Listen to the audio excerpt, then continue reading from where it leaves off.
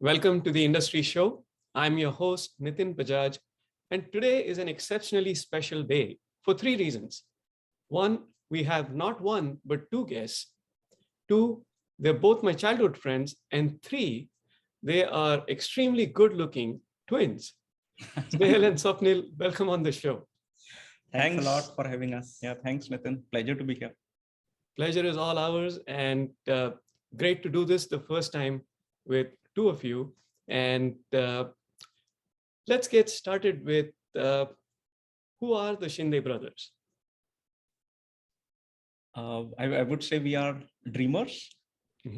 We like to dream about solving our own problems and then come up with some ideas to go about solving them. We are adventurous, sincere, hardworking. Yeah, I think at the end of the day, we are builders and we are sellers. So I think that combination is pretty difficult to find. So I think we are lucky to have a bit of both. Well, and it helps that there's two of you. Yeah. Attack from both sides. Yes. And I think I can vouch for pretty much every one of those attributes you both shared. And, obviously we typically start off with who is the person, but in this case, you both have fairly established yourselves multiple times over as a brand, as a team, as a powerhouse that has delivered time and again. So we'll talk about the business side of things, but first let's just start with who is Snehal, and then we'll talk about who's Swapnil.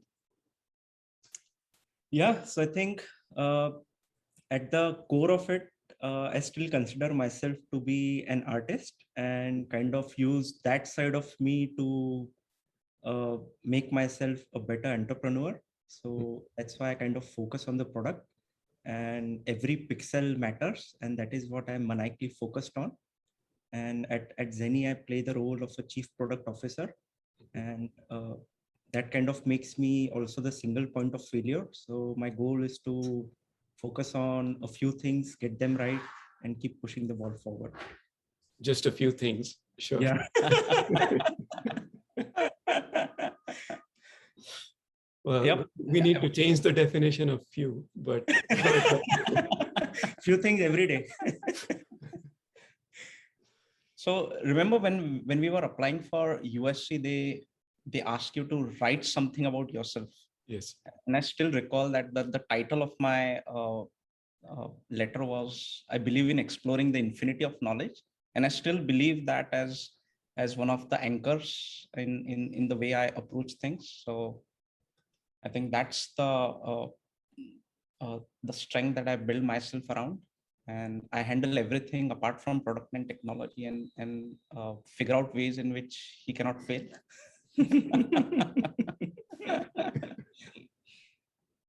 Nice. So you're more the hustler, and obviously, Snehal, you're the artist. And I haven't seen one of those the things you do on iPad Pro with the amazing safaris, and so you should kind of go back to, when you have time, go back to publishing some more of those. Yeah, absolutely. I think that comes in post-acquisition. when we are in a startup mode, we are only working. Okay, so in 6 months, sure. Let's talk about Zeni. What's the product? What's the offering? Who's your ideal customer? And then we'll talk about the size and scale of your operations.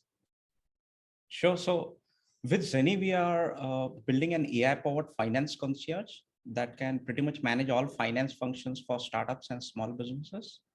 And behind the scenes, it's powered by a real-time bookkeeping platform that offers you all the insights you need into your finances every single day. And today we are very focused on the technology startups based in the US. You might have subsidiaries around the world, but your primary entity needs to be in the US for now. Mm-hmm. And yeah, that's what Zeni is in a nutshell. Tell us about, obviously you've scaled pretty rapidly since you launched it. And congratulations on your Series B announcement. And just kind of give us a sense for the size and scale of the operations in terms of, what kind of logos, how many customers, what you're looking to do with scaling your team with this new funding. Yes, I still remember, I think when we got acquired by American Express in our previous company, I think our team size was close to 60. Yes. Today we are almost 70 people, 50 of which are based out of India and close to 20 are here in the US. Mm-hmm. And we manage close to $500 million in finances every month. Wow. And have a few hundred customers. So that is where we stand. I think we are building this company slightly differently compared to Mezi, which was more time focused. This is more event focused. So Mm-hmm. even from a product perspective, we don't have like very strict deadlines. We kind of use the more creative approach of building a few things every quarter, but then getting them right. And yeah, so that's in a nutshell.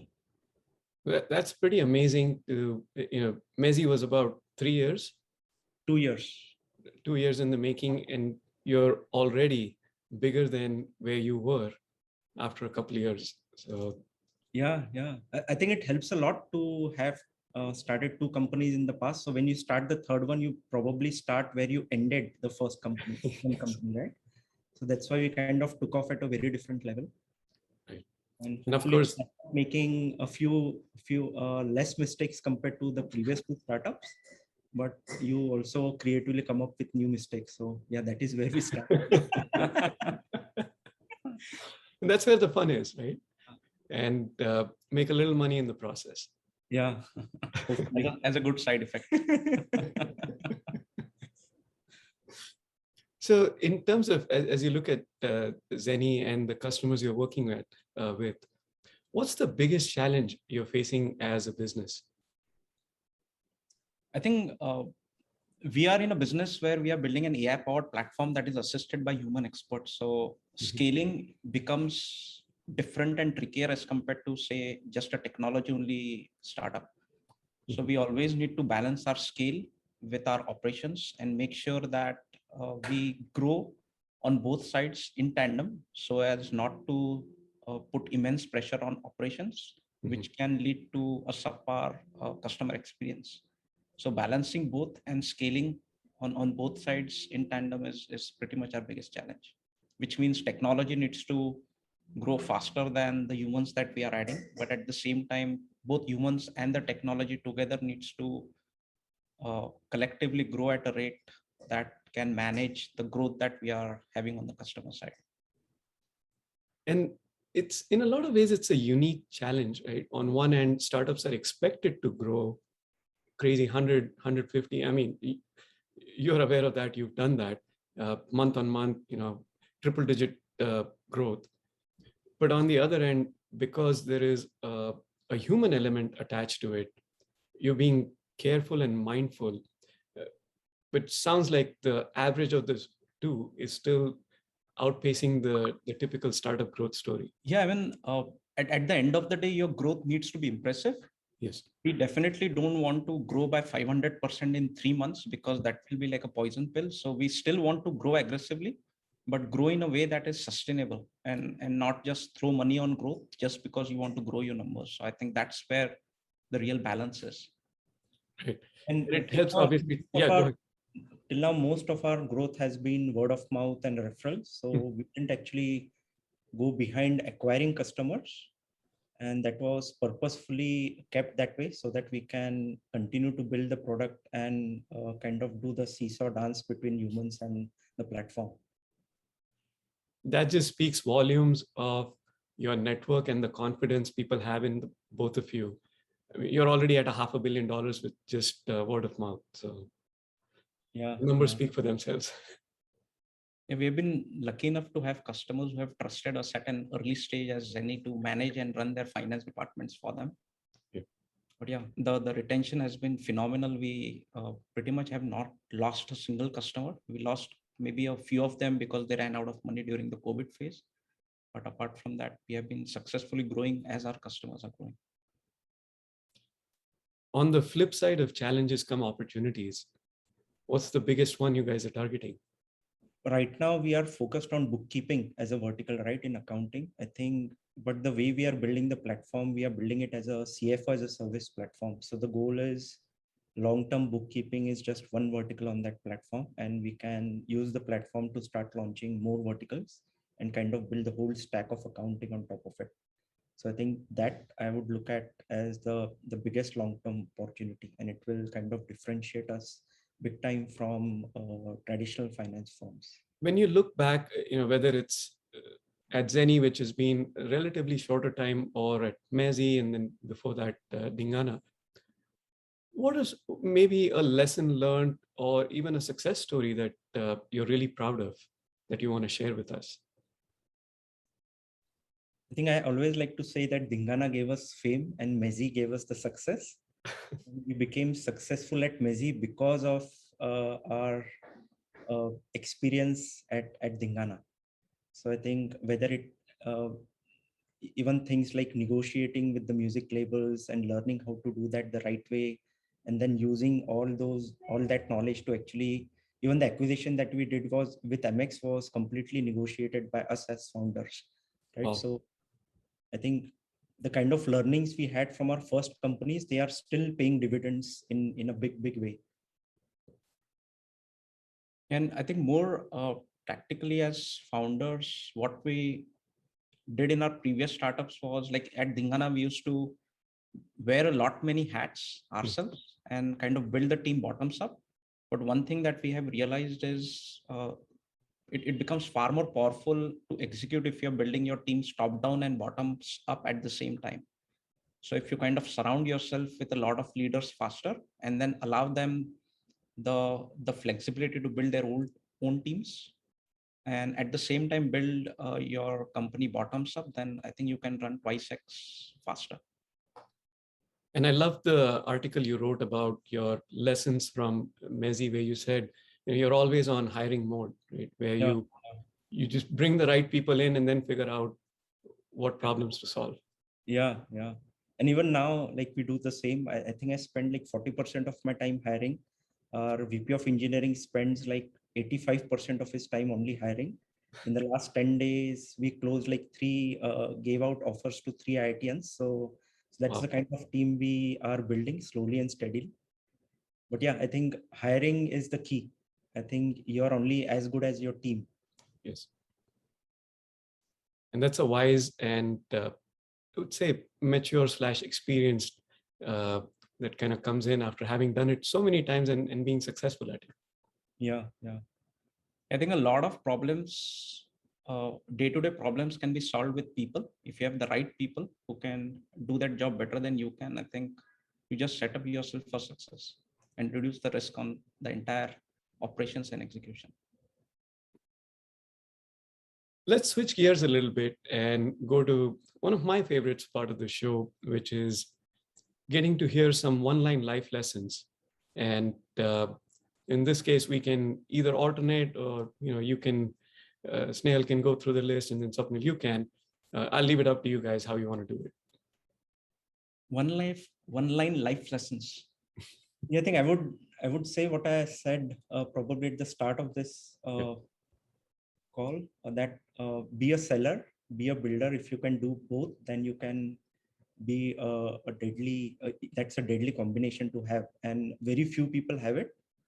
And it's very difficult for a salesman to be a good builder, but a builder can be a good salesman. So I think you need to try to approach it from that perspective. But if you have that combination, then it's a killer combination to have. I would say focus on your focus. The less you do, the more output you get. Right. And don't run after everything that shines. Just focus on what is working and put 10x muscle behind it. And the outcome can be phenomenal compared to running after 4 things in parallel. Who's going next?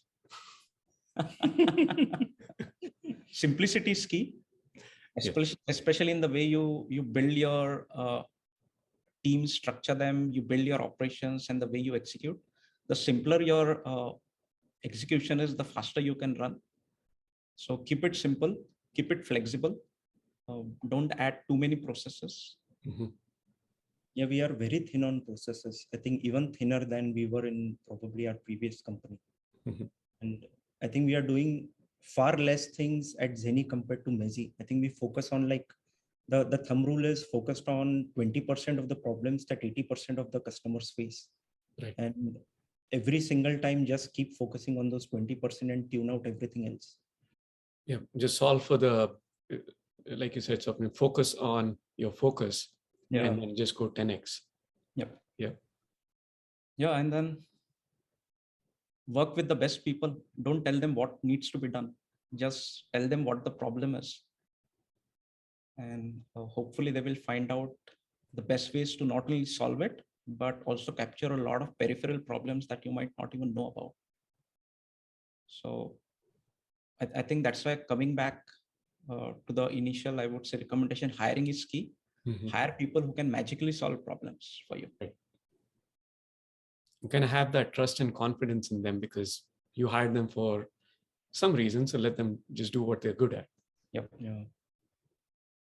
And be crazy enough to think differently. I would add to that. Because I think we are technologists who are trying to build a finance company with no CPA background or accounting background.